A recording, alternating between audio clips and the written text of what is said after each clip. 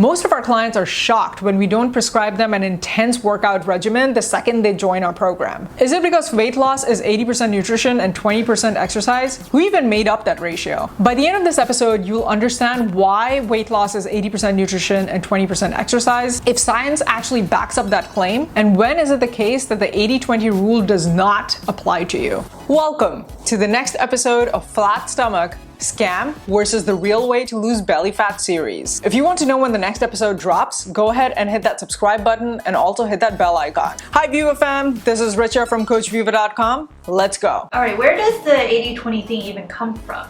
Well, the 80-20 rule comes from what's known as the Pareto principle, which states that for most events, 80% of the outcome comes from 20% of the effort. Now, this doesn't literally mean exactly 80% and exactly 20%. These are just estimates. So in the context of weight loss, what people mean is that 80% of your weight loss results comes from what and how you eat, and 20% comes from the activity and exercises that you do. So to cover all of our bases, we're going to take a look at how food and exercise impact weight loss from both an outcome and an effort perspective. Now, as you might know by now, if you watched any of our videos, in order to lose weight, you have to expend more calories than you intake. We intake more calories by eating food, and we expend calories by doing things like simply our body digesting our food or us making the conscious decision to go and do some physical exercise. If we eat more calories than we're burning throughout the day, then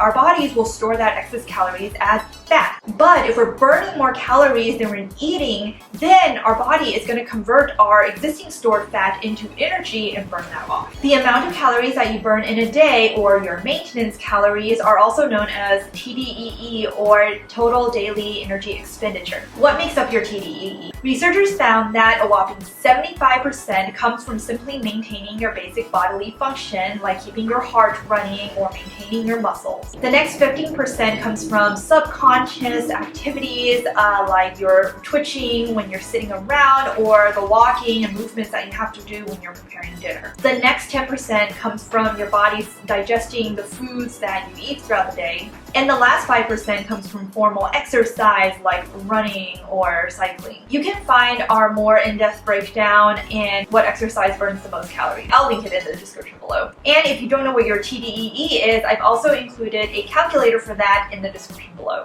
Alright, so now we know if we want to lose weight, just consume less than our TDEE, or increase our TDEE through exercise or additional movement. Now you can already see that based on research, unless you start training like a full-time athlete, you're not going to be able to raise your TDEE by more than 5% with formal exercise. And unless you go suddenly from being totally sedentary to making a whole bunch of twitchy movements and being on your feet all day, you're only going to be able to increase your TDEE by 15%. It just so happens that those two add up to 20%. As far as your other 80% is concerned, it's not directly affected by physical activity alone. Wait, you might ask, what about strength training? I hear muscle building increases your TDEE because muscle burns more calories at rest than fat. That's what that means. It means the more of muscle you have, the more calories you burn even while sitting on your butt. Yes, building muscle will increase your TDEE, but strength training is only one factor into building muscle. You also have to eat enough protein to build muscle. So once again, there's nutrition involved. Okay, so these percentages are really abstract, so let's look at some really specific examples that show how it's way more effective to eat less than try to burn more. As we talked about in our video on what does 2,000 calories look like, some of the most overeaten foods like chips, pizza, desserts, and other processed foods come out to about 300 to 400 calories per serving. On average, you'll need to do about an hour of cardio to burn 300 calories. So what's easier, choosing to run for an hour or not to eat that donut? Most people will answer choosing not to eat that donut. But if you just answered, it's actually harder for me to resist that donut, then keep watching, because at the end of the episode I cover exceptions and what to do in that case. Anyway, most people tend to say that it's easier to resist that donut than to go running for an hour, which is why nutrition is often the first big rock to tackle. Let's put it in even more concrete terms. Suppose your TDEE is 1800 calories per day, and you tend to have at least one caloric beverage every day and one serving of a dessert every day. If you cut those out, you'd be cutting out about 500 to 600 calories per day. That's almost about 30% of your your calorie intake. And this is all without doing any exercise. On the other hand, you'd have to do at least 2 hours of exercise if you chose not to change anything about your diet. This is not only inefficient, but not recommended because too much exercise can actually harm your weight loss progress. What's too much exercise? Okay, this is a very individual thing, but I would say that if you're exercising like every single day, multiple hours a day, and I mean, hardcore panting and sweating type of exercises, you are probably doing way too much exercise. I would know, I've done this and it screwed up my body big time. Besides the general health dangers like muscle loss, insomnia, your hormones being out of whack, you possibly losing your period, if you're menstruating, like even if all you care about is weight loss and you don't care about your overall health in general, exercising too much can really rev up your hunger hormones, making it so much more difficult to meet your calorie target if you're eating, you're already not eating very much. Time and time again, we've seen from our own experience and from our clients that when this happens, they have a very a lot higher likelihood of going over their calorie target, and they wouldn't have done that had they just toned the exercise down a little bit. So what happens is they end up eating more calories because they exercise more over the long run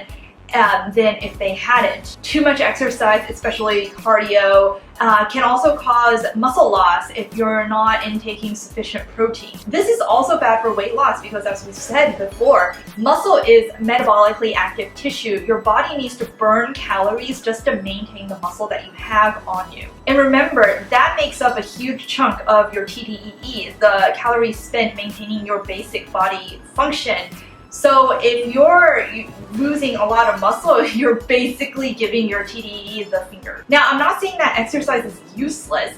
It has a host of other benefits beyond weight loss, even like mental clarity, higher energy, emotional stability, and maintaining or gaining muscle if you're doing strength training, and on and on. I'm just saying that purely on a weight loss perspective, exercise is not nearly as effective of helping you lose weight as a lot of people tend to think, and it has a couple of gotchas as well. As a matter of fact, nowadays if my goal is to lose weight, I actually make a point to tone down my training, because I know that if I exercise too hard while eating in a calorie deficit, I'm not going to be able to mentally take it after a certain point, and I will overeat. So for me, it's a lot easier to keep my exercise moderate or even tone it down a little bit and eat less and enjoy it than to try to basically torture myself. Now let's talk about some special cases where it might not be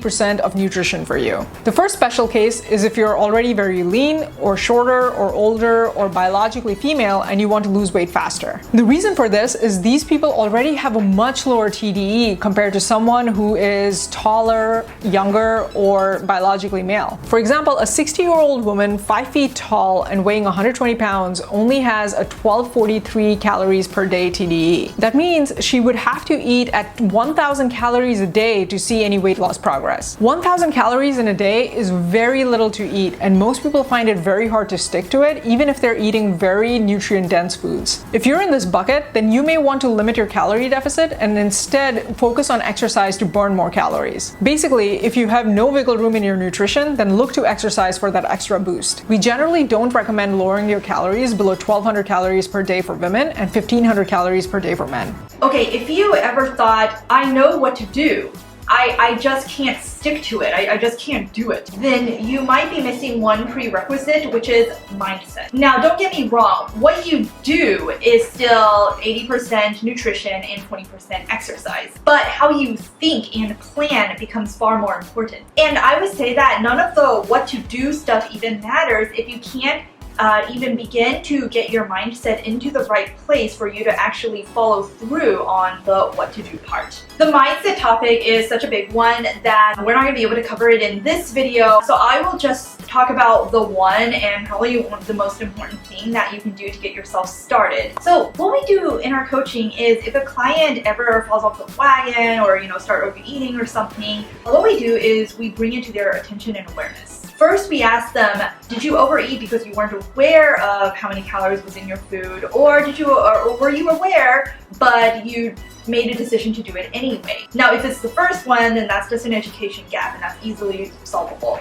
But if it's the second one, then we need to ask them some follow-up questions. If they're messaging us in the moment right now, then we'll ask them, okay, what's going on through your mind right now? What's your self-talk? But if the event has already happened, then we'll ask them, like, to the best of your abilities, walk us through your self-talk when the event happened. Sometimes it's more specific to even ask, what exactly were you thinking before, during, and after the event, and what was going on around you at the time?